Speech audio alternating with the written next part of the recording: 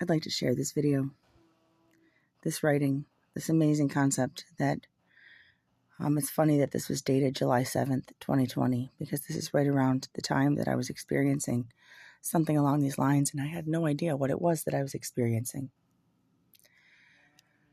And then I was going through some really tough times, and I found myself acting in ways that I would never behave, and very out of character, wild, outlandish behavior that is so unlike me. And for the life of me, I couldn't understand myself. And then I found this. Love brings forth anything unlike itself. This is one of my favorite messages from A Course in Miracles. It demonstrates the power of love as a healing force like no other. It shows how love illuminates the shadow self and cannot help but bring it forward into the light. It displays how love, as the only ultimately purifying vibration in the universe, restores us to wholeness through revealing every part of our wounded self that has denied the love that we are. If you meet the vibration of conscious, unconditional love in any person, place, or situation, you will experience an unseen chemical reaction. The energy of love is supremely intelligent and knows where to place itself. It is drawn to all of the parts of your psyche where you have buried the holy truth of your being. It is commanded to draw out all the false thoughts you have about your innate lovableness, your divine nature, your worthiness, your innocence, your power to make a difference. This is called healing and spiritual transformation. When healing and transformation happen, first it can look disruptive to the ego. This is because everything that has been stuffed down, suppressed, or denied is suddenly brought to the surface. Sometimes emotions that have been hiding in the body tissues and energy field can erupt like a volcano, because all at once the vibration of pure love is touching them, igniting the release. Sometimes when we offer someone pure, awakened, conscious acceptance and unconditional love, it can provoke them in quite disturbing ways. It can seem to bring out all their crap, almost like vomiting psychic and emotional garbage. All their ingrown and unattended to emotional and spiritual needs suddenly blow up in our faces, or they run away and hide out of an inability to face their inner truths. Remember, love brings forth anything unlike itself. When the light of universal love is poured upon the wounded soul, it cannot help but break open to every false trick of the ego that has kept it diminished, starving, famished for the total nourishment of love. All fears will be exposed under the spotlight of pure love vibrations. People cover up fear through demonstrating other emotional states: anger, violence, passive-aggressive behavior, manipulation, guilt-driven actions, for example. Love brings forth anything unlike itself. Why do these unhealed emotional states come up in the light of pure love? Because they are ready to be healed. The higher self is the wise self. It chooses the perfect people, places, and events to instigate healing in exact ways.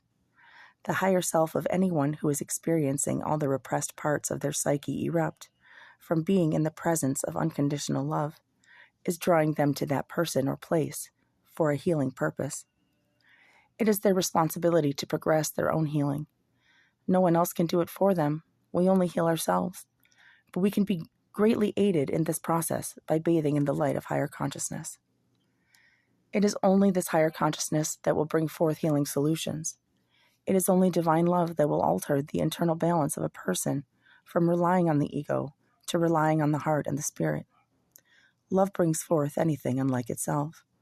And when it does so, the entire universe is poised and ready to support the healing that is required.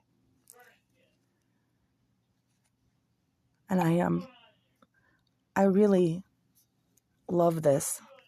I was really blessed to read this. You see, because people are behaviors. We see behaviors. And hurting people hurt people. We know this. But have we ever considered anything along these lines, which I had never in my life considered? We are not our behaviors. We know this. We are not mentalities. We are not our mistakes. We are not, we are souls. We have bodies,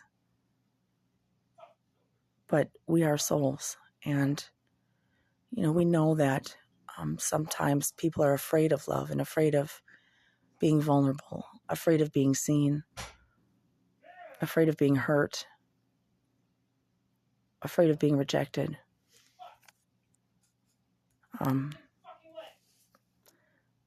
But if you could consider for a moment what we are at our core as energetic beings, and we're not taught these things. So sometimes we act in ways that we don't understand. And those, it's not our job to sit and figure out why people behave the way they do. It's not our job to understand people's motives or intentions. I am the one thing in life I can control.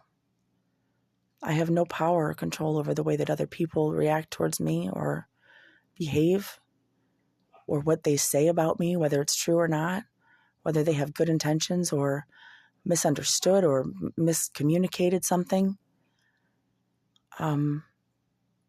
Let's cut each other some slack here. And imagine that you could walk into a place and just somebody's presence could set something off in you that you are not aware of at all. And next thing you know, you don't understand why you're behaving certain ways, and nobody else can understand you either.